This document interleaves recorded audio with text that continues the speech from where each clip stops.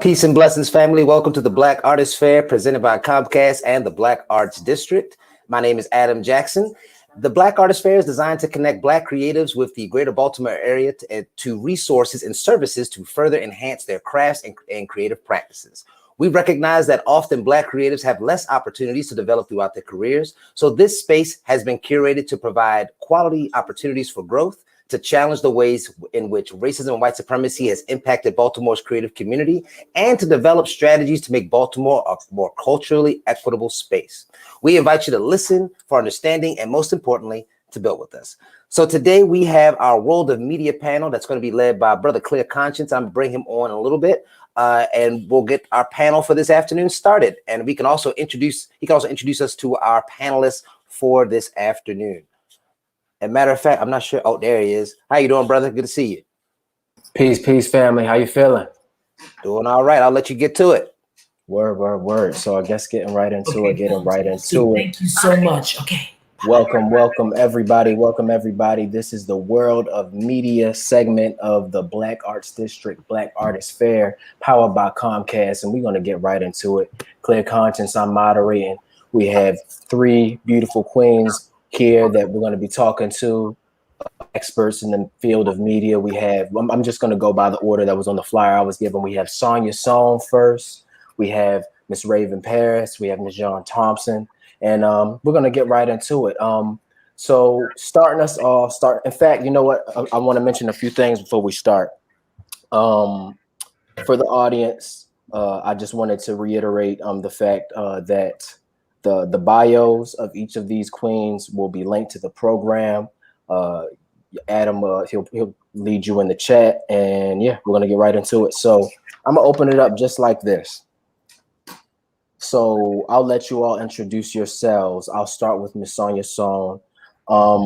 In 2 minutes or less, can you tell the audience a little about yourself? Well, I guess I'll just sort of stick to my career. I guess I first came into the world of media in a popular sort of sense through the television show The Wire as an actor, and I spent most of my career, the last 20 years, as an actor in the business. And in the last 5 years, found myself with the opportunity to direct documentary. And also I'm now beginning, well, not beginning, but I'm in the midst of authoring a memoir as well. So yeah, lots of busy work there. And yeah, I just look forward to sort of answering questions and sharing a little bit more about the journey in depth.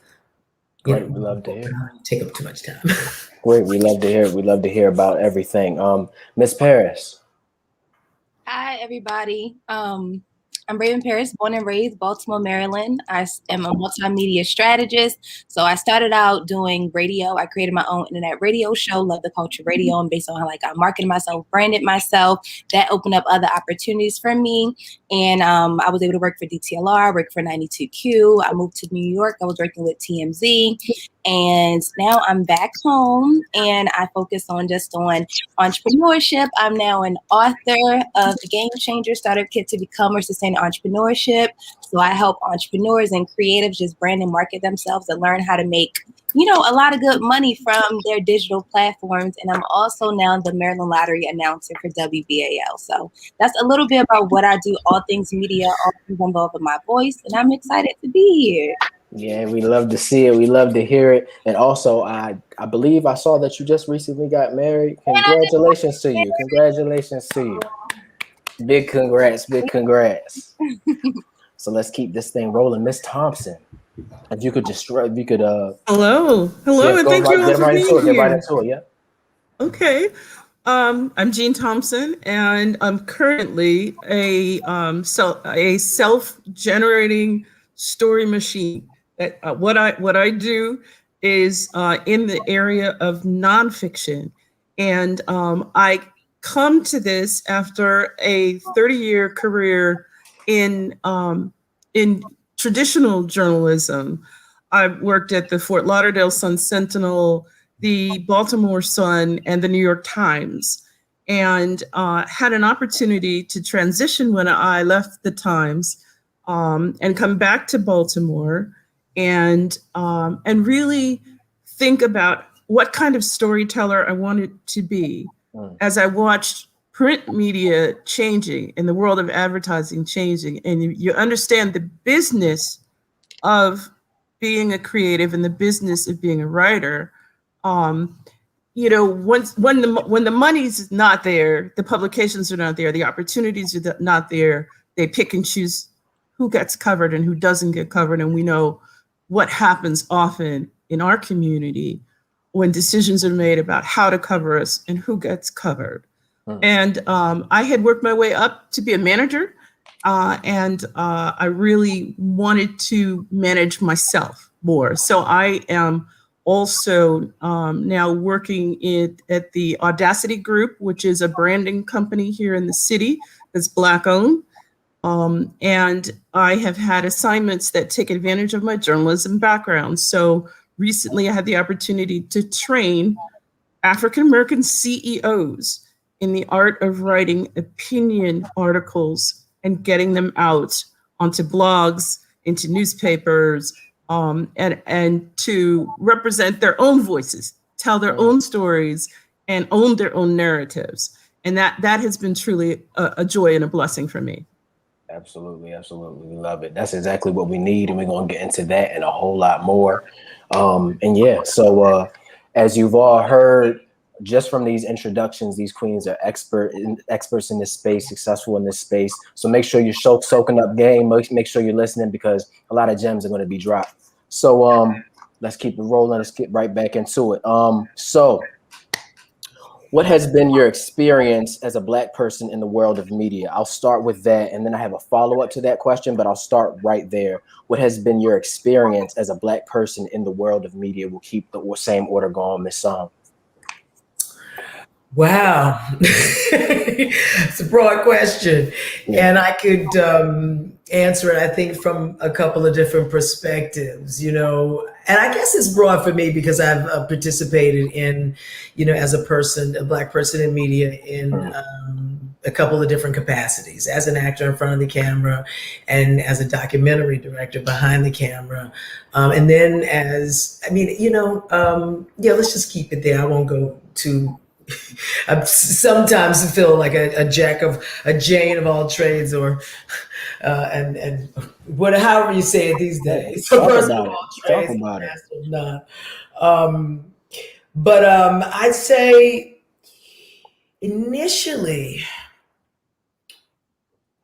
it was just my career started in the late 90s, I guess, when I started to try to find my way into a public space. And, you know, there was a very narrow lane at that time. I think you can remember, you know, you can count on, you know, this many hands, you know, the shows, you know, Black shows that were on TV in the 90s. And so you can imagine how many, you know, what the roles were, you know, the pickings were like for the rest of us. So, and I think I really had to not pay attention to the odds. I really could not pay attention to the odds. And I think just as a Black person in the world, I think I grew up in a time, you know, just after the civil rights era, late 60s, you know, early 70s being real formative years, where for me, there was a like everything before then was supposedly a lot more difficult to achieve. And I was then trained to sort of believe that I actually had more opportunity and could be and do anything that I wanted to do. My father was very instrumental in planting that in me and connecting that to just who I was, you know, what my capacity was, and that now supposedly some opportunities were opening up. And I think I had to believe in a part of that illusion, because part of it is true. You know, I would be remiss to, and a bit dark to say that there haven't been some structural changes. But I do have to balance my cynicism a bit. But I will say, buying into that made me feel that, what, I can't look at you're going to tell me what I can't do. Right. I know the limitations. So the way I cope, to be quite honest with you, it's just to say I can't see that. I just didn't see it. Right. And, and that's how I got, and I think in a way that's how I sort of found my way, into these spaces, but I don't know. I don't want to go on and on. I want to sort of speak more specifically. I think these other women will have some more specific pieces to add, and I might be able to jump off of that. Right. Okay. Okay. It sounds like but that's real, and it sounds like from what you were saying, it almost sounds like you almost had to kind of take what you knew about it already, and like you said, your father was very instrumental, and you almost had to kind of reprogram your mind and to adjust, to kind of, just like you said, to kind of block out that noise, because that can definitely limit you if you kind of just let that, before you even start, that can just set a ceiling for you if you just let that into your spirit. So that's definitely real. And you know what? I'm just gonna, instead of getting into this follow-up, I'm gonna get into that later. We're gonna keep this question rolling. So Ms. Paris, I can repeat it one more time, or you got it? Yeah, I'm gonna answer from a different angle. I wouldn't say I feel like being Black is always a thing we gotta experience, but more so being a woman in a male-dominated industry, feel like have really been my biggest obstacle, because I really have to prove myself, right? I have to prove that I'm beyond just my looks.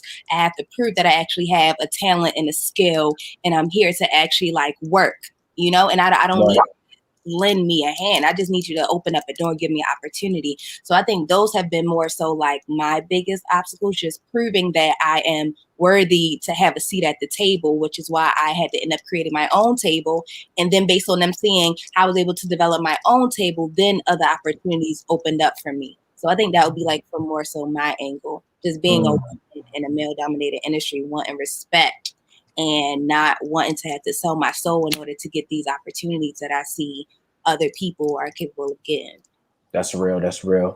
And the things that queens are doing right now, paving the way and doing the great things that you're doing, that's gonna be the change into changing what that is. And also, just like you said, I love what you said about even though creating your own table, because sometimes you knocking on that door. Sometimes you'll be knocking on that door forever. You feel me? You just gotta get that joint rolling. So and that's real, and I think that's something important for all of us to take away from that, definitely. And Miss Thompson, we're gonna go right to you.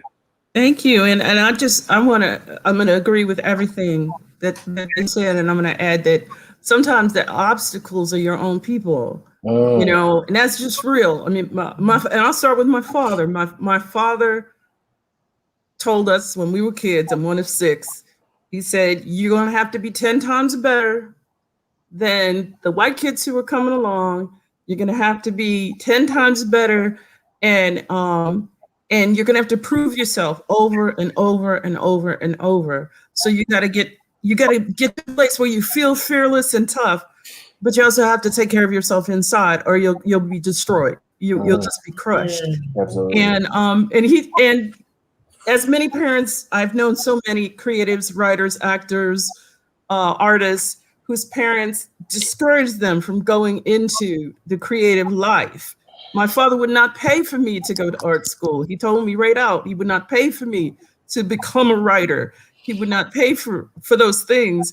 And I'm not saying it to diss him, but I'm saying that, when I finally did get a paycheck working for a newspaper, I bought him dinner and I gave him a check and said, I wanted to show you that, okay, I'm not writing novels, all right? So I understood that there was going to be the writing that would put bread on the table, and there was going to be the writing that I would do from my heart. And that in the generation I came up in, they might not be the same writing, whereas the kids today, young people who want to write, See, today, if you have a phone, you are a publisher. And that's what we need our younger generation to understand. When you have a phone, you have a blog, you have your social media. You don't need to wait for somebody else to come and open the door and say, I want to see your writing, right? Now, you might not get paid for it until you figure out the business of being a creative, but you have a platform, multiple platforms, and we need to seize those platforms and train our young people how to use them so that they can climb through whatever ladders they want to climb through. But it starts honestly with being fearless. You really have to make up your mind that you're going to go up against anybody who wants to get in your way. Look, I have to let y'all go because honestly, I'm feeling like I'm at a mic right now because these bars are crazy. These bars are crazy and they're real. But yeah, no, I love everything that all of you have said. Bouncing a little bit off of what you said, Ms. Thompson, I love it. Just even what you were talking about, I feel like that's something we can all relate to. I saw Ms. Paris was responding as well when you were talking about not really getting the support, you know what I'm saying, from your parents or what have you, when you were trying to get into a feel. And it's just like kind of just creating that drive within yourself. And, you know, sometimes just like you said, it can be, you know, your own people that can sometimes hold you back because of those mindsets. But, you know, it's just something that got to dig inside yourself. And, you know, and we're learning, you know what I'm saying? We're learning. We're going to help each other climb up. That's what we're already doing. We're going to keep it rolling. But yeah, so getting into the next question. So media can sometimes be oversaturated with negative images of Black people. For example, trauma porn, stereotypes, and etc. Even when produced by Black people, you feel me? So what can be done to move the needle forward in a different kind of representation? And we'll start with this one. This is a really interesting question. Because I'm affected by it from all sides. And I face it a lot as a documentary director, especially. And as a creative person who really believes in revealing raw reality in your face, whether you like it or not. But at the same time, as someone who is a survivor of homicide, who suffered from quite a bit of my own trauma, I find myself triggered quite a bit these days by media. To the point where you look at my Instagram page, the last post I have is the post for this event. And I had intended to come back and repost, and it's National Poetry Month.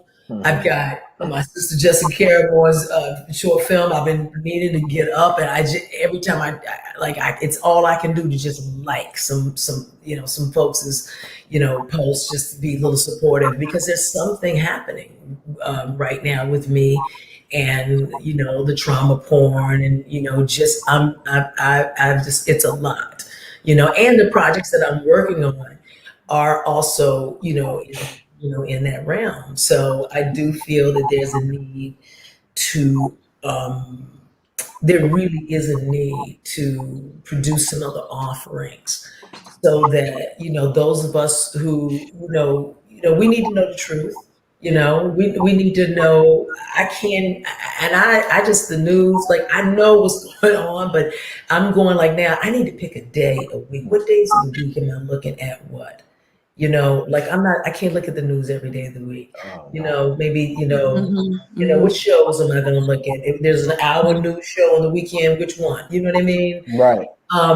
There's some new ones coming out. I'm really interested in that one that Charles Blow is on.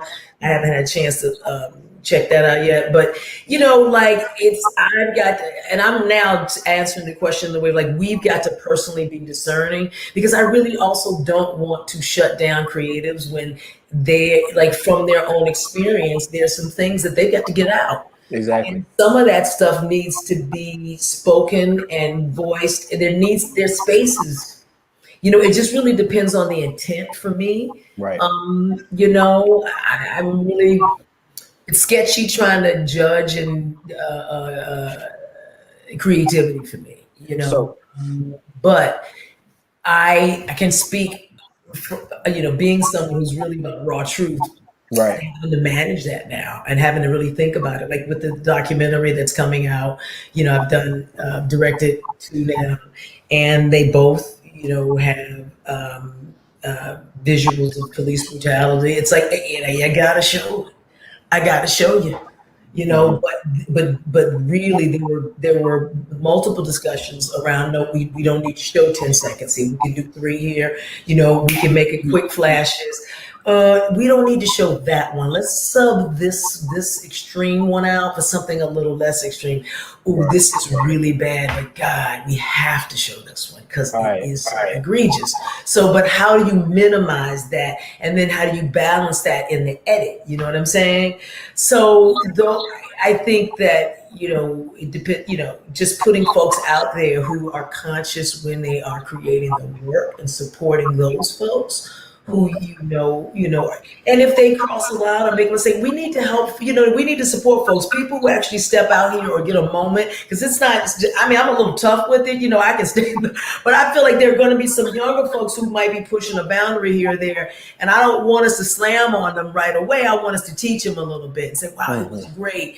And you know how social media can just start hating on folks a little too hard, right? And I think some of us, who have a little stature, should try to enter in some of those conversations and sort of mitigate that energy too, right? Absolutely. So there's a lot of room here for us to be conscious, to be intentional. This is a new space. We're all trying to figure it out. We need to share information instead of just going, you should have done that. It's like, okay, and how about this? If you can't offer a solution, like in production, one of my big sis, I don't know if y'all know Debbie Young, who does hair and makeup. She is a titan in the business, and because she is such a divine mother and a queen, and she raises the vibration to every set that she goes to. And I want to offer this because I think this is because we have to raise up everybody. You know what I mean? We have to mentor, and we have to, and in the spaces where we're I need you mentoring me, younger people mentoring me, because I need you to lift me up and tell me when I need to watch my language or whatever. But the whole deal is, if you're going to criticize, or if you're going to point out where there is, some improvement that needs to be made, or some thought that needs to be, if you're going to critique, then please offer a solution too. Absolutely. So that's, to sum it up, we're in a new space. We all need to be conscious. We need to support those who are being intentional. We need to give room for those who are well intentioned, but may be a little rickety with it, and and just keep moving forward. And I have there's another project that I'm really kicking around right now that is about that really focuses on like Black joy, a family legacy in the South, people, there, of course, there's much more to it than that, you know what I mean? But there, I'm also tired. Like, I need that for my soul, So I think remembering when you are one of those voices that every now and then, stop, and maybe there's a little something different that you can do as well for yourself, because sometimes we don't even see it. I feel that. Thank you. Oh, man, I have a little echo going on now. Can y'all hear me? I can't hear anything anymore. I don't know what happened. Y'all saying y'all can hear me. Can somebody say something? We can hear you. We just muted. Was I? Am I good now? You're good. You were good. Okay, cool. All right, so we'll keep it rolling. Miss Paris, do you need me to repeat the question, or you can go ahead and have the floor? Repeat it, but I kind of feel like Sonja touched on some good parts. Right. Repeat the question. Right. So media can sometimes be oversaturated with negative images of Black people. For example, like trauma porn, stereotypes, and even when it's produced by Black people. So what can be done to move the needle toward a different kind of representation, besides just getting that negative side all the time?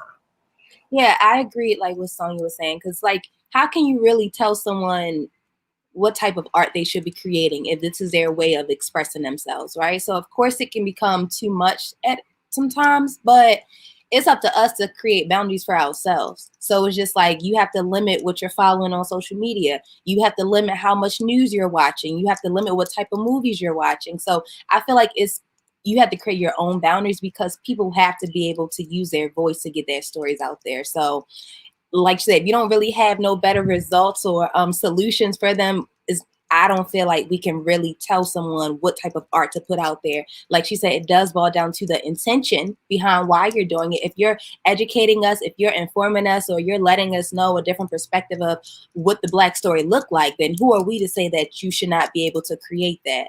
That's my personal opinion.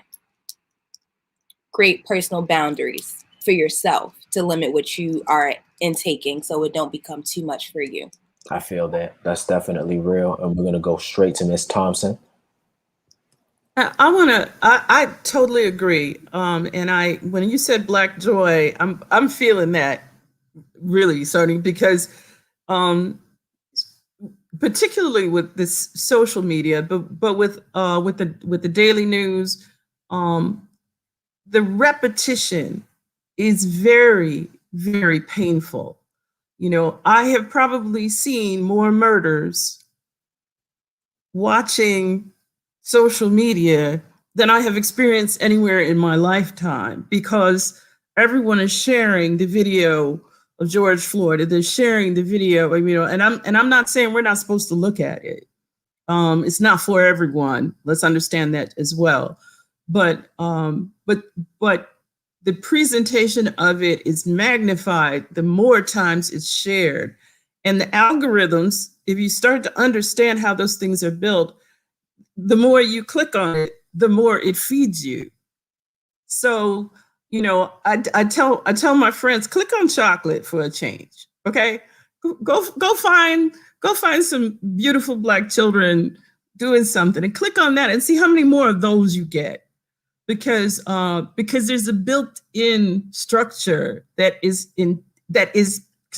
it's designed to send you more.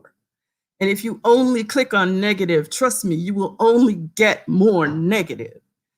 And I agree as well that you can't tell an artist to not be an artist. This is, and I'm not even talking about censorship. I'm talking, about letting the artist take the lived experience and express it. I think that's one of the most valuable things that we can do, is express our lived experience.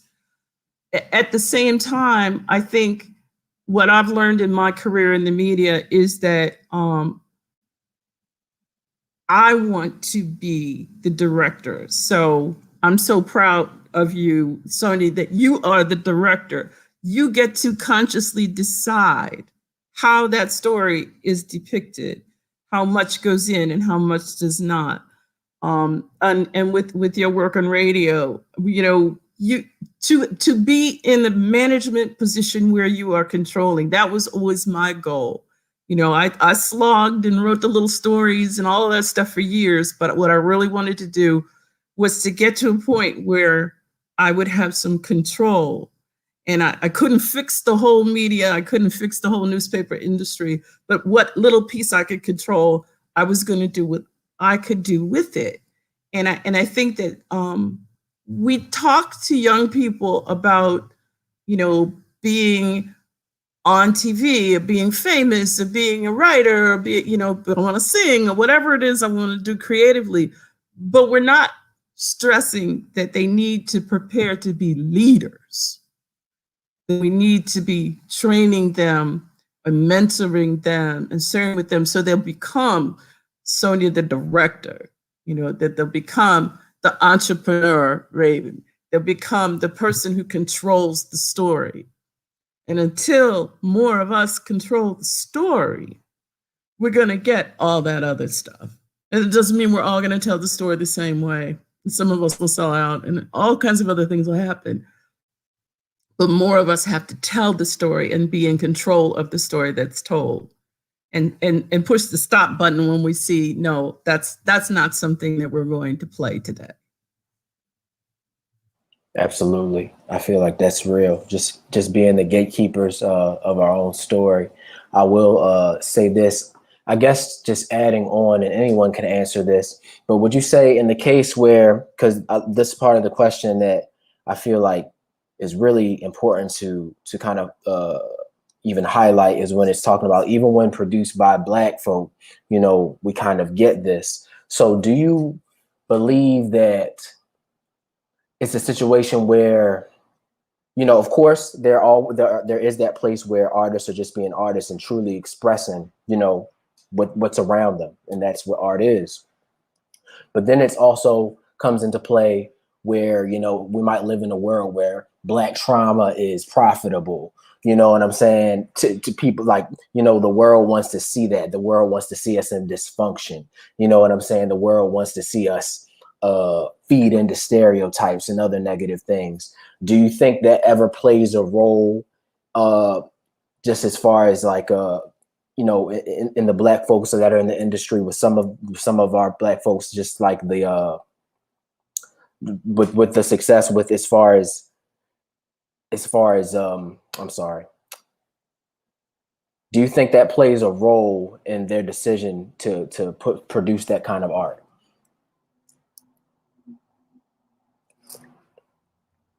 You're on mute. Am I on mute? Sonja. Oh. Okay. No, I said, you know, it's really unfashionable to think like that right now. Do you know what I mean? So I think the only, like, really the media that's really kind of violating that is hip hop. I mean, that's where that is. And that's not my lane, you know. But those are the images, you know, that if you want to call stereotypical or negative or, you know, destructive, you know, in the way that I believe we're categorizing right now. Yeah. And I have, you know, and that's an edge for me, you know. I'm real radical with my freedom, you know, but I'm getting older now, you know, and you like, I'm like this close to being, you know, one of them soapbox mamas, you know, you know, but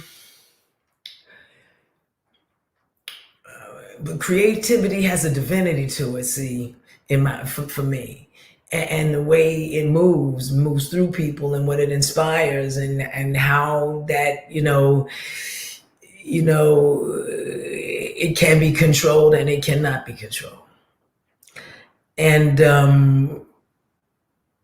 And this question right here, in particular, when I'm speaking about this very thing, hip hop, the imagery, it's like, you know, like the divine sort of mystery, the paradox. It's like, you know, it's one of those chicken egg things, you know.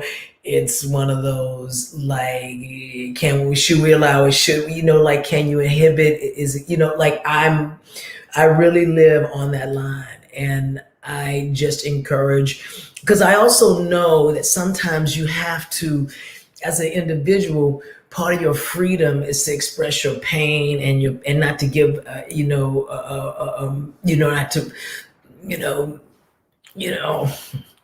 there are times when you can't, you know, care, you know, because, like, let's say if you would be doing something more violent, you know, than depicting it, you know, and your depicting it moves you to some enlightenment. But then it is, you know, what that reflection is out in the world, and then what that spawn, you know, we don't know how these tapestries, you know, work, you know. So I mean, I'm saying all that to say that I believe you were saying, like, in terms of like making money, you know, I do believe that is the space where that line is most often traversed and crossed. And like I said, it's not like I don't have my expertise isn't in that lane, but I can give you sort of like, you know, my own challenge sort of with that. And then I just think in the space that I am in, it's right now, people are looking for projects, people are looking for Black joy. My problem with that is I want real Black joy. I don't want manufactured Black joy.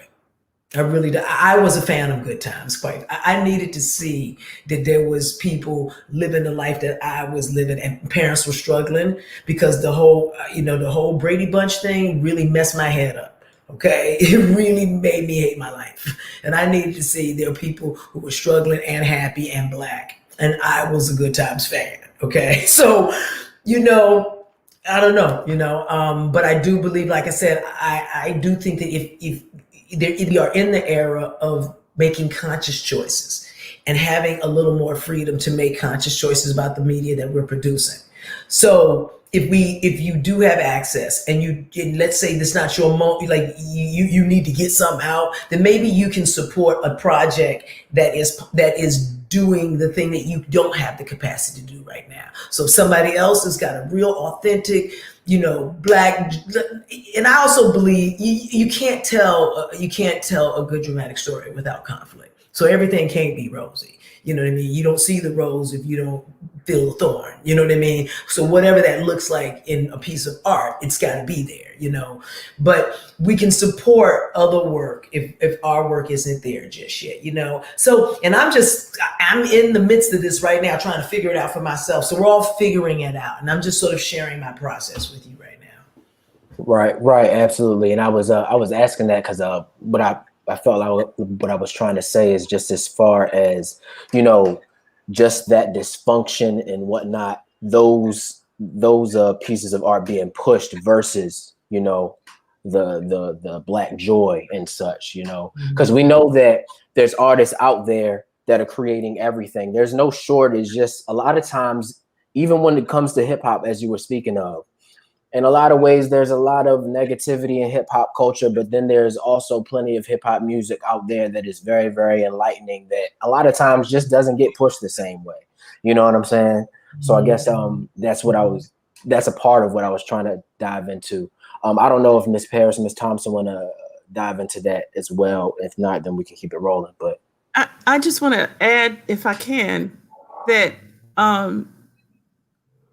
if we learn anything at all from Black Panther, what I hope we learn is the power of Black viewership and the power of the Black dollar. Mm-hmm. Because these productions need an audience, right?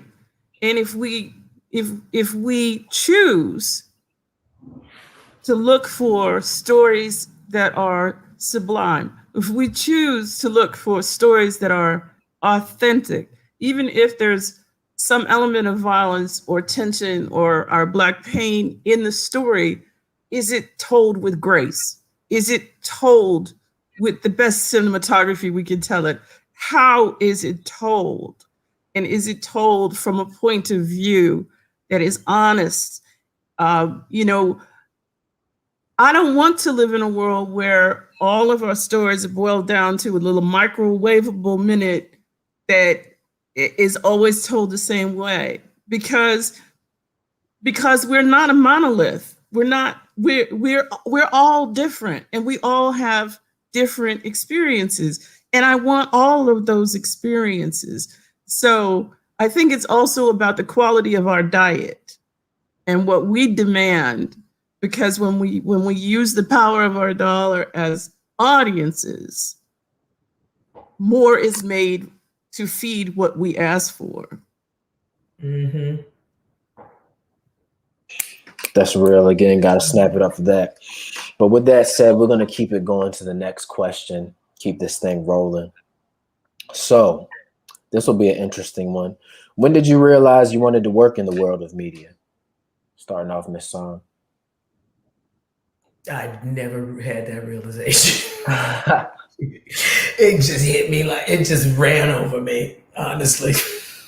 I wasn't thinking media when when I got up on a poetry stage and that turned into acting. I was thinking, yeah, we don't need to, I don't need to share what I was thinking, but I wasn't thinking that I was going to become an actor. I was thinking I was going to write and teach in an urban high school and be a great like mentor to some, inner city kids, and I sort of ended up over here.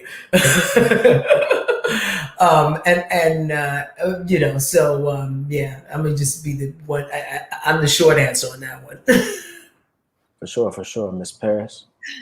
I grew up watching TRL and 106 in Park and seeing how these AJ and Free and Lala were able to be themselves, make a lot of money by talking to celebrities and doing music countdowns. It was like, what? It's jobs like that? So I think that really inspired the idea. But growing up in Baltimore, you hear about being a doctor, being a teacher, being a nurse. That's pretty much it. No one tells you how to get into the radio or how to get on TV. So it's almost as if like it's not even possible or doable. So by the time I got to college, I wanted to go to school for communications because you hear that's what you should go to school for, but you have the projections of family and stuff in your head, like you was talking about earlier. And they're like, no, you need to go to school to be this. You need to go to school to be that. So I actually ended up going to school to be a social worker. So that's what I went to Morgan State University to do. But I feel like it was a part of my alignment. It helped me understand myself. It helped me be able to meet people where they're at. When I was interviewing, and when you are passionate about something, passion and God's alignment always meet. And once I was given the opportunity to start an internet radio show, I took my passion and I made something that I only had saw growing up and I turned it into my own. And that's kind of like how I created a lane for myself and got into the industry. But I always wanted to do it. I just always dreamed it. I got so much joy by watching them live out their dreams. So it was always something I wanted to do. Yeah. Most definitely. Shout out to that early 2000s, mid 2000s era. Yeah, 106, man. That was legendary. So much was legendary at that time. But Miss Thompson. So as a kid, I was a big reader. I was a great reader. I thought the librarian hated me because I would go in there and she would say, well, you can have 10 books. That's the limit. And after you read them, you can bring them back, and then we'll let you have 10 more. And I would get the 10, and I would be back 2 days later, and I would say 10 more. All right, you said I could have 10 more, and I couldn't eat enough. And I started reading beyond the level they thought that I was supposed to be reading, and eventually that led to the desire to write the stories too. And my first little efforts at writing were about 9th grade. And all my teachers in school said, oh, you're going to be a teacher, a social worker. They had this list of where they thought we were supposed to be. And I said, no, I kind of want to be Zora Neale Hurston. I kind of want to be, Langston Hughes. I kind of want to do something different, And they're like, you'll never eat. You'll never make it. You'll never, the you'll nevers came at hard and fast. And I said, well, go over it, go around it, go under it, go. You got to just have to figure out a way to do it. And what I have found valuable is having mentors, is identifying people who were doing it and writing to them. It's just, I'm old, y'all, so it was pre-internet. So you write them a letter and you say, I really enjoyed this article that I read that you wrote for the New York Times, and how do I do that? How do I get there? And meeting people who were doing it and going out of your way to find them and say, just one tip, just give me one tip. I don't want to take all your time. Just give me one tip. What should I be doing? And in my case, what they said is write more, write every day, write for an hour. Don't stop writing.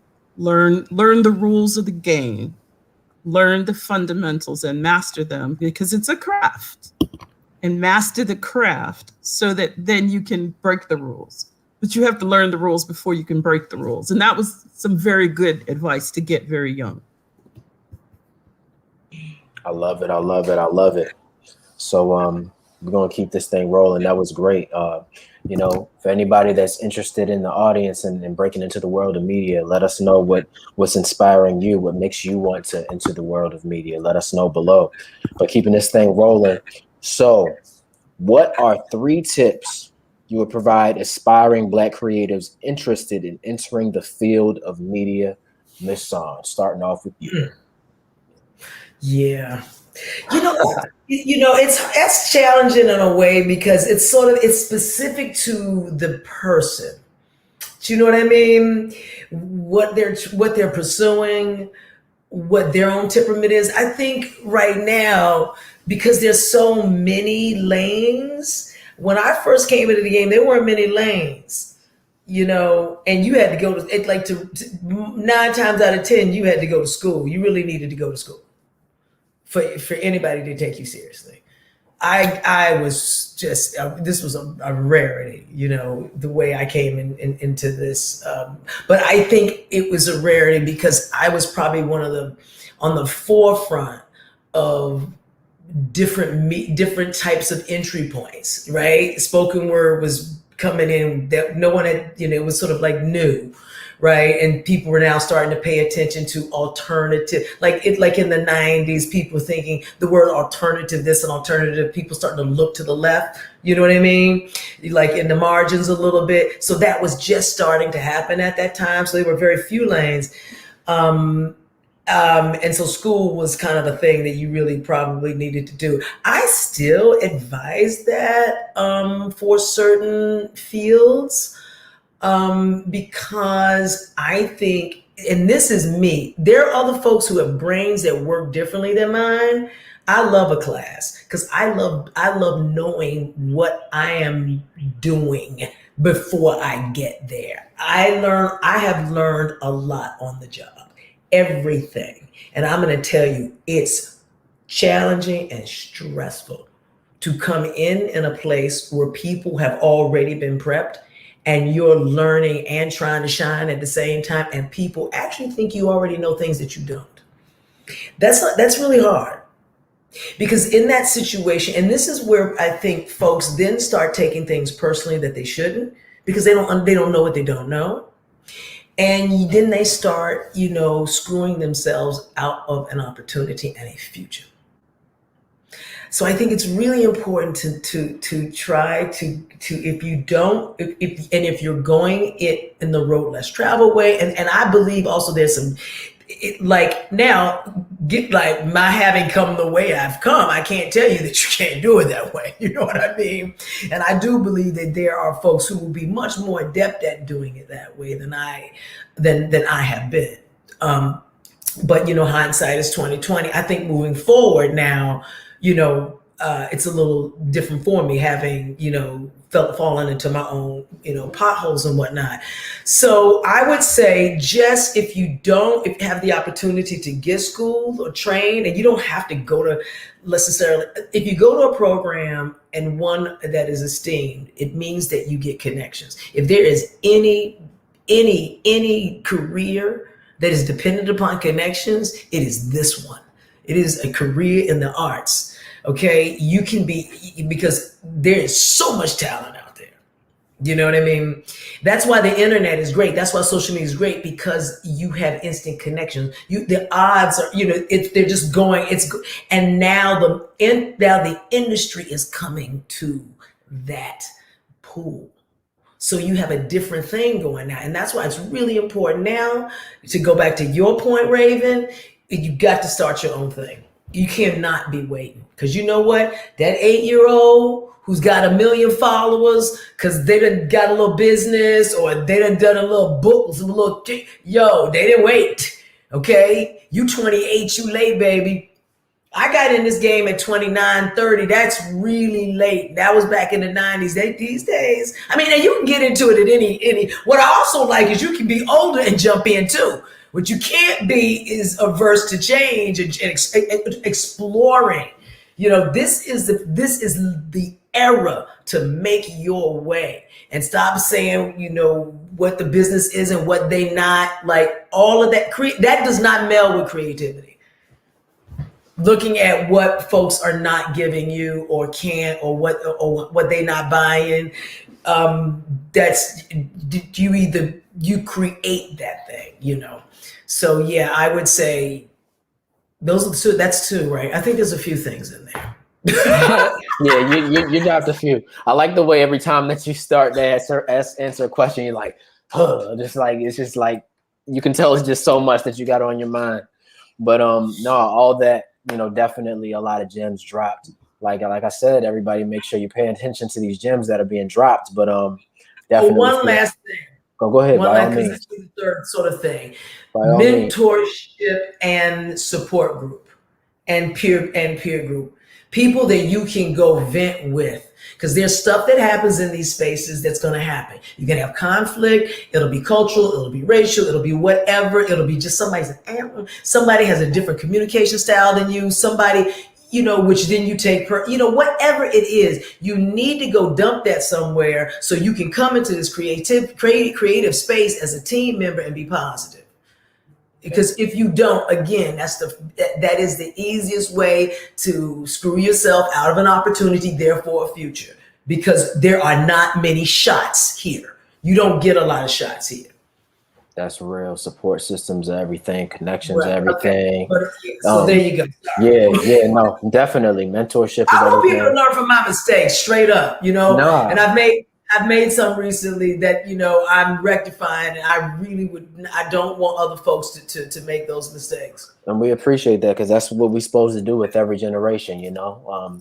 You know, we can't be stagnant. We got to pass it on, pass it along. And just like you were saying today, you know, the tools that we have now to make these things happen are more than ever, you know. So it's just really no excuse. We just got to jump in full head of steam. So we'll go right with you, Miss Paris. Well said. So everything you said was well said. I would want to add on to that. I live by like 3 P's. I feel like it's 3 P's to success, right? It's passion, purpose, perseverance. So you must be passionate about doing this. If you want to be in the media, because you're not going to instantly get into it and start making 6 figures, 7 figures, and be rich. That's not how it goes. You have to be passionate. You have to love this. And by you loving it, that's what's going to allow you to tap into your creative juices. That's what's going to allow you to like network and put yourself out there more and really explore whatever it is that you love. So really be passionate about it. And then once you tap into your passion, then you'll find your purpose. But if you like doing hair, if you like doing nails, if you like reading, if you like writing, like it's a purpose for all these things, right? So passion and purpose go hand in hand. Then you have to know how to persevere through these hard times. If you have to have 2 jobs at a time to invest into whatever it is that you're passionate about, you have to do that. If someone told you a no, are you going to just stop because they told you no, or you going to keep going? So you have to know how to persevere through those hard times in order to make it to where you want to be. And then on top of that, you have to utilize social media. Social media is the number one tool that I was able to utilize that really opened up doors for me.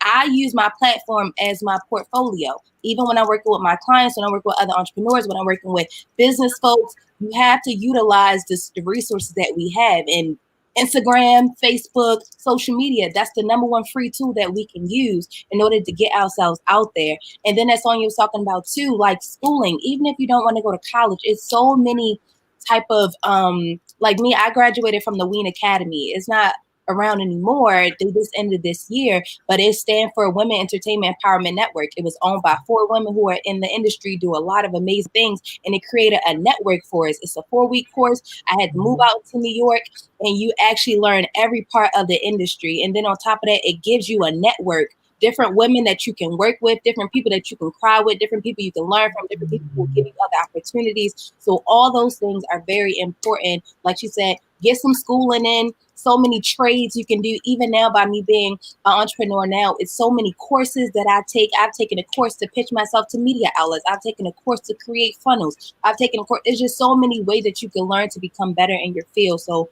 those are the 3 tips that I would give: passion, purpose, perseverance, utilize social media, and take some courses. And that's beautiful, because I want to point out how, you know, when you were just wrapping up, you were talking about courses that you've been taking, you know, to show that you're still learning. You know what I'm saying? You're still working at this, like even at the stage that you're at now, you know. So the work never stops. The work never stops. There's always something that you can learn. There's always something that you can get better at. So always have to be a student. They always say that, like, you have to be a student until the day that you die, because we can't be comfortable in where we're at, because it's just so much more that we can grow, so many more things that we can just add to our mindset, and then we pass that along to other people. For sure. I love it. It's all real and we appreciate it. And we're going to wrap this question up with Miss Thompson. Go ahead. So all of these are gems, and all of these are real. Coming from lived experience, I would add that if you want to be in the media, there are a couple of things that will, in addition to all of those, a couple of things that will help.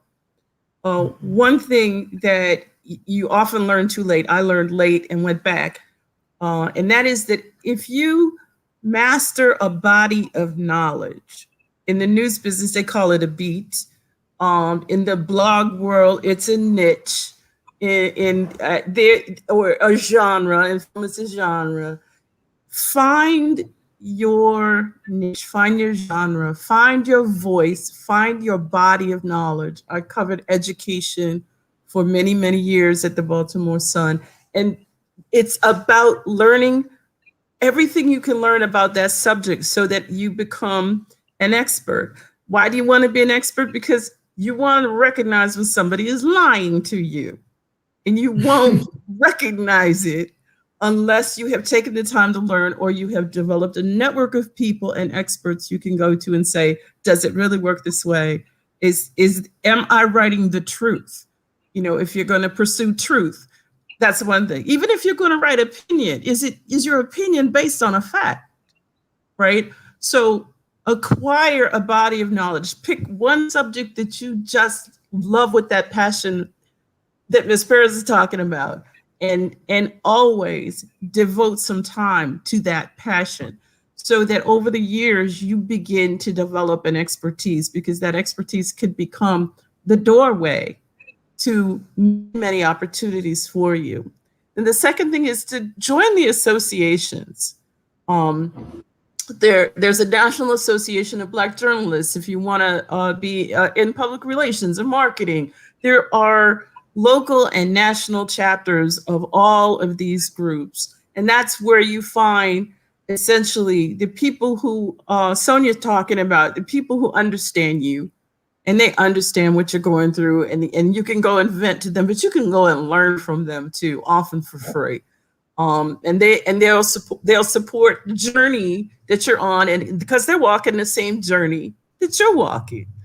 And then the final thing is this tip is really hard to express, but I'm gonna try to say it like this: understand your worth. Understand that you are worthy, and that your story is important. Your lived experience is special, and that the opinions that you bring to the table in a collaboration, a lot of these things are not one person.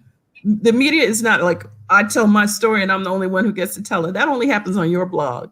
In the rest of the media, it's a collaboration. So you have to learn to be the team player, and you have to learn how to understand that you are worthy of being at that table, and that your lived experience could change the story. It could change the script. It could change how the story is sold, as well as how the story is made. So love on yourself a little bit along the journey. And consider that your experience, the Black experience, is valuable. That's real. That's very real. Yeah, snapping it up again. And the thing that I love is that, with what you were saying, Miss Thompson, is really a lot of it is just simple life lessons that, we have to really, really take the time to learn. A lot of people don't take the time to learn them because, just as we're talking about media now and breaking into that world of media, and these life lessons, are good for life in general, but even carrying on into anything that you do, So I think that's an important takeaway. And just keeping it rolling, we have one more set question here. I had a lot of good extras, but I know we're running on a tight ship, so we're going to keep this thing rolling. And I'm going to go to you, Miss Sohn. What is the role of media within the creative industry? Now, I'm not quite sure. What can you expand on that? What do you mean by that? I would say within just the world of arts, within the world of like just this creative arts, like what role does the media play in that? What does the media do as a part of, I guess, that functioning?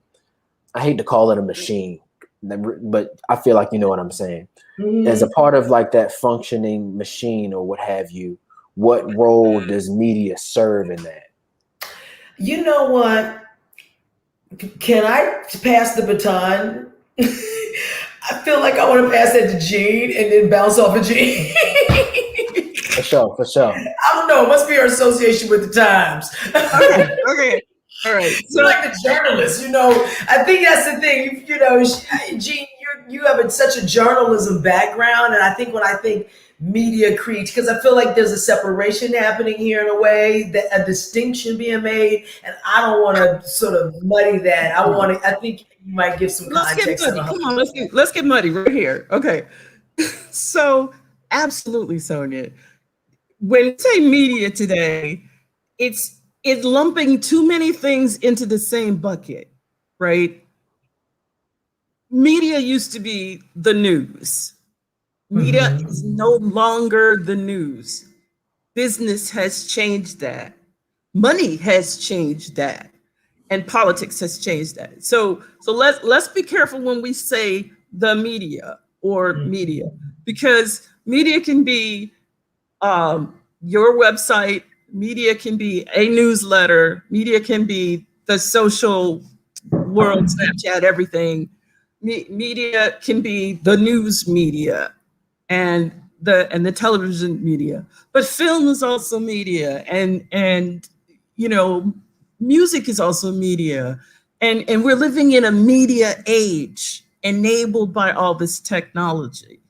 So when you say the role of media in the arts, also what we make, our output is media.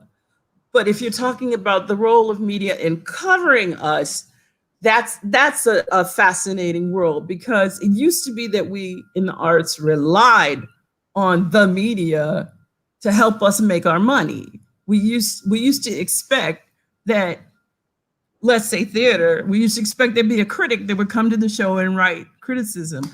That industry is almost dead. And for a lot of reasons I won't go into, but you see that the major newspaper in Baltimore barely covers the arts and Black arts, and I used to be the features editor, so I know what I'm talking about. There used to be a staff of 30 people back there who just covered entertainment and the arts. They're gone. It no longer exists in that form, right? So there are no art critics anymore, very few around the country, here and there. And there are art blogs and art newspapers, but there's no critics. There's no theater criticism on a large scale. A lot of these have changed. So we still need the opportunities to get our work out in the world, but we now recognize that those are filters, and that our work passes through those filters to get to audiences. It would be more helpful, I think, for us to think in terms of, how do I reach my audience? How do I get the widest audience for my work? And who do I want to filter or talk about my work, right? And I'm okay with criticism. I think criticism helps you grow when it's informed criticism, right? So now, as an artist, you need to go out and find who are the informed voices that can help you get your story out. You need to study who are the people We call them influencers now. That's a kind of a funny word, but it's really the truth. Who are the influencers that can help? And then you need to use your own voice and recognize that, you can own your own narrative as much as possible. That's real. Is That's that, real. did I do okay? I think that was great. I think that was an awesome answer. That was a great answer. That was an awesome answer. I learned something. Thank you. Well, Hey, did you want to bounce back off that, Miss Sohn, or did you want to pass it? Oh, no, I'm good. Are you good? Okay. I thought that was perfect. Okay, you had the floor, Miss Paris, if you want to answer. nope. Okay. Sis answered that amazing. We'll leave that one there then. Yeah, I feel like she hit just about all the points. Yeah. So there you have it. A lot of gems have been dropped, and now we are at the portion of the event where we're going to answer questions from the audience. So we'll get right into it. In fact, I think I see one that just popped right up on the screen. So let me hit the comments. And I know the representative Adam Jackson of the Black Arts District. I know he said that he was going to drop them in the chat, but for now, I guess I'll just go off of what I'm seeing right here in the comments. Mm-hmm. Okay, so what is the key to monetizing your streams? Do you use specific platforms such as CD Baby, Sound Exchange, or TuneCore? Oh, so this is more so for from an artist standpoint. Yeah, that's what it sounds like. All right, I'll tap in a little bit. I'm not an artist, so I can't say the exact platforms to use. I have heard of TuneCore, but I would say just make sure your music is registered. I know that much. And also a lot of artists, they make money from merch. They have merch now that they're making money from, because when you are having concerts, if you are getting paid for performing, you can even give yourself a small budget just to get booked. You can just to get yourself going. But when you have these shows, you can set up a vendor table. You're able to sell your product. And those would be some of the ways as an artist you can monetize outside of streams, product, shows, and then your streams. Absolutely. Being an artist myself, I definitely feel that what you're saying. Merch is big. Merch is huge. Really, all those things in tandem. You know what I'm saying? Like all those things kind of work together when it comes to that. But definitely merch. I don't think I've heard of like the platforms that he mentioned. I think I may have heard of TuneCore, but yeah, I don't know if Miss Sohn or Miss Thompson want to answer that one, or if we want to get to the next one. No, I think Raven answered that one. Yeah, it's not really my lane. Mm-hmm. Got you. No, I understand. Okay. So Michael Moore is asking, what is your biggest hope or dream now? And anybody, I guess we can keep going in the same order. Miss Sohn, if you want to answer that, I guess your biggest, and I guess when it relates to the topic. Yeah, just I'd love to get into a position. I mean, I have personal projects right now that are tied to my own family. They're sort of dream projects, and the memoir is a part of that. But other than my own personal, projects, which really I think ultimately is why I feel that I've been put on this path. And I feel, that's sort of a pinnacle for me. So that is a big thing that I'm working on right now, big dream. But more so than anything outside of that, I would love to be in a position to be able to bring more folks into the game. Mm-hmm. And had I known that I would have the ability, that could have been a goal of mine years ago, I would have shifted my course a little bit. How about you? How about you, Ms. Paris? As of now, I have the Game Changer book. So I want to get that workbook in all 50 states. As of now, I'm in 18 states. So if I can get it in all 50 states and it's being taught inside high schools and colleges, that's the goal, because I feel like we're taught to do the regular stuff, but what about us making our own money? That's not something that they actually give us the tools to when we are in school. So that's my goal. And also for me to just be able to host a TV show. I grew up watching 106 Park, and TRL was like, yeah, I'm blessed to be able to be the Maryland news announcer, but I want to now actually get now on a show. So if I'm able to host the show, host a reunion, and be back on radio full time, those would be the dreams and the goals. Absolutely. And Miss Thompson. Those are amazing dreams. Those are just wonderful. And I hope you get to feel that joy of getting on that way. I really do. So let me tell you that you never stop dreaming, because I still have dreams, and I've come, through being in management, and I've come through being a reporter and a writer, and I teach others to write now, as well as writing for the Audacity Group clients and others. But here's my little secret dream. My passion is Black history, and it always has been. And I have done some writing along the way, but that's not something that the big mainstream white-owned newspapers were interested very much in, right? And now that I'm past that phase and moving into the next phase, I've done more writing that reflects research that I'm doing about primarily Black women's stories that have never been told.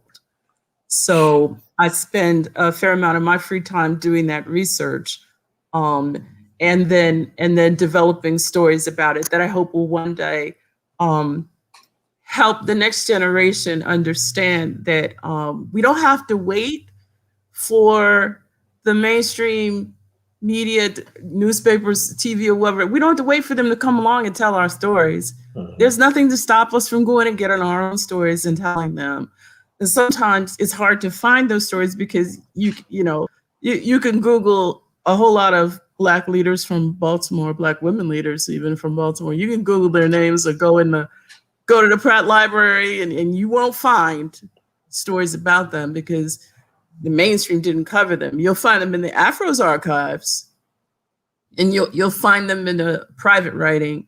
But we want our stories to be told, and we want to leave our stories for our children and our grandchildren and the next generation. So we need to tell our own stories, and that's what I want to do. That's really that's my hope and my dream right now, is to use whatever chance I get now to write the things that I want to write. Great. Glad to hear it. And you know what? We're going to speak all that into existence right now. Everything that y'all just said, we manifesting all that. We're going to speak all that into existence. That's coming to pass. We're going to speak that. And so it looks like we got a couple more questions. We're running up on time, so these will be the last one or maybe two, depending on the time we have answering. But I see that I missed one from a little bit earlier on.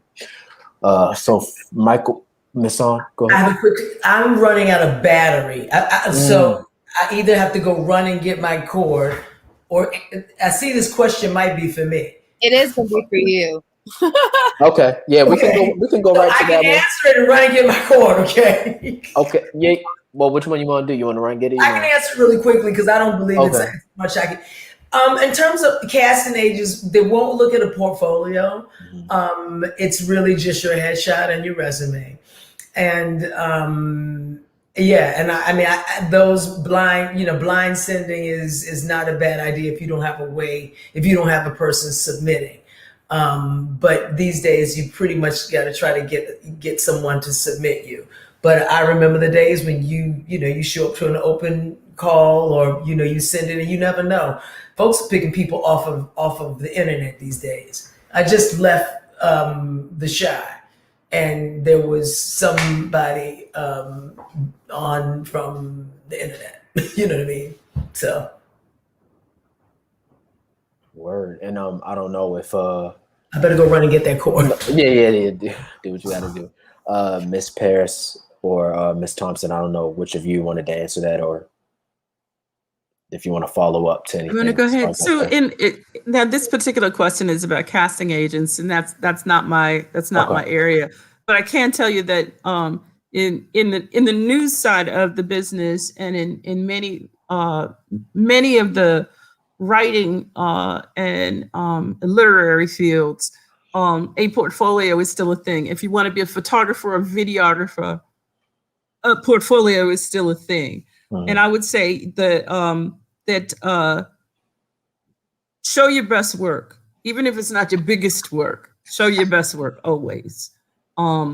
Show your the diversity of the kinds of things that you can create, and understand what you're going out for. You know, if what you want to do is, let's say, I did PR for a theater company.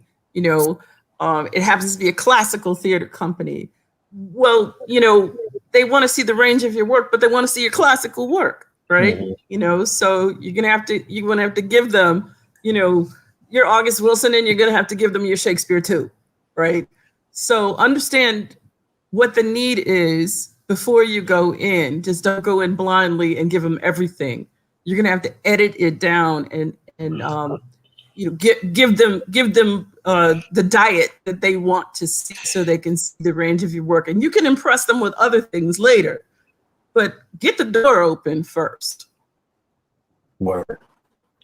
That's definitely real. And Ms. Paris, did you want to say anything to that? This isn't really my field, but I'll add on to say that I've been able to get like some commercial gigs and like some extra gigs just by having good relationship with casting agents. So I think because a lot of times too in this industry is like who you know. And if they see that you're working, they see you may have a good fit.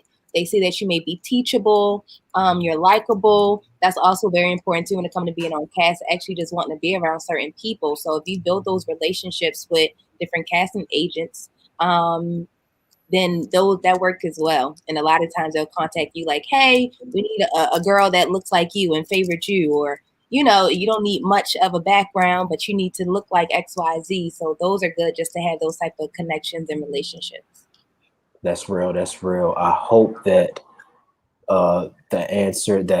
this answered everyone's questions. I hope everyone took from a lot of these gems that were dropped. We're pretty much coming up on time now. I really wish that we had a little bit more time because I got some great extras, but shoot, you know what? If I could possibly, I'll probably try to shoot you all email because I'd like to know the answers for even myself. So like, you know, we can probably do that. But being that we've coming up on time, we literally got like 2 minutes left. I guess it would be a good time to end here. I don't know if Adam Jackson is gonna pop in. I'm not sure exactly how you all want to end. Oh yeah, you can just wrap up and then I can end everything off. Oh, that's a bet. And with that being said, I go by the name of Clear Conscience. I'm an artist myself. I didn't even give myself a proper introduction, but I rap, I poemize, I sing a little bit, songwrite, what have you, a few different things. But I also moderate conversations, and that's what I was doing here. So thank you to the Black Arts District. Shout out to this amazing. Make sure you tune into this fair that's going to be going on all weekend, powered by Comcast. Shout out to them. They're the plug for all Black creative arts, Baltimore. You know, definitely check them out. Thank you, Queens, so much for dropping these gems. Really appreciate y'all. If y'all have any ending words, we can go in order or what have you. I don't know if I'll just say thank you. I am honored to have been invited.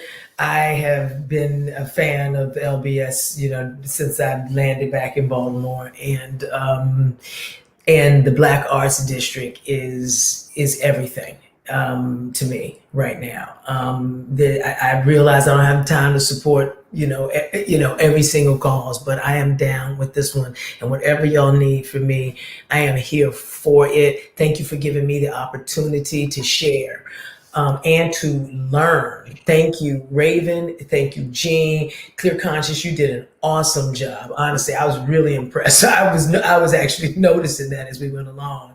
And Braven, I think you'd be awesome as a host. So good luck to everyone. And thank you all for tuning in and supporting. Everybody support LBS and the Black Arts District. This Black Arts District is the future of Baltimore. Okay. This talk about, economic engine, talk about feeding, the youth, the spirits, the creativity, making sure there's places where, a lane folks, where there's young folks can jump in, or not even just young folks, adults. We need to create this space. What you're talking about here, what we're talking about here, it just doesn't exist yet. See? So we got to, that's what we're doing, and that's what y'all are doing with the Black Arts District. So I just wanted to just say I'm down for that. Thank you. It was definitely good getting to learn you guys, because I heard about definitely Sonja, Jean, I heard about you guys, but to now be able to actually match up faces and personalities, I'm very grateful for this opportunity. I'm actually teaching a branding and entrepreneurship workshop tomorrow at 1:30. So if y'all are just tuning in now and y'all would like to add to the workshop tomorrow, I'm sure that information is on the website, but I'll be doing that. And if you have not already, get the book, get the workbook, The Game Changer. It just helps you really develop a good brand for yourself and actually learn new ways to monetize from your digital platform, from your digital business. And I'll actually do one-on-ones as well if you need help with your social media and branding and whatever you need, I got you. So I'll be back here tomorrow at 1:30. And Miss Thompson. And thank you. It is such a blessing to be in this space with you, to learn from Sonja, to learn from Raven, to learn from you, Clear Conscience, and to offer something worthwhile to the community. Our artists are our voices, and making art is also making history. So it's one of the ways that we record our history. So we're going to hold on to that and uplift our artists. Support. Even if you can't afford to buy a piece of art, you can support. You can tell other people about the good art that we're producing. Support the Black Arts District, and thank you for this opportunity. And with that said, we're wrapping up. All right. Appreciate y'all. Thank y'all very much for being a part of tonight's event. Thank you, Clear Conscience, for moderating. Hope to see y'all around for the events tomorrow. All righty. In fact, there's going to be everybody. Good night. Good night. There's going to be a DJ exhibition at 7, so feel free to hop on that door. You know my reputation. Yeah. All right, peace, y'all. All right, peace. Take care. All right, family. Thank you so much for participating in the World of Media panel at the Black Arts District Fair. It would be great if you could actually fill out the survey that we have. Actually, give me 1 second. I want to put it on the screen for you. If you go to this link, we want to make sure that you have access to give us feedback for what you think about the Black Arts District. I am so sorry. I'm tongue twisted today. What you thought about the panel today. And we also want to just get your feedback and find out if you thought this was interesting and or useful for the work that you are doing. At the bottom of your screen, you can see all the actual social media feeds that you can tap into and fill out the form for the feedback. So please do that and tune into the next stream that we have coming up in just a few minutes, the DJ exhibition at 7 p.m. on the Black Arts District Facebook page. Thank you so much for joining us this evening. My name is Adam Jackson. See you in a bit.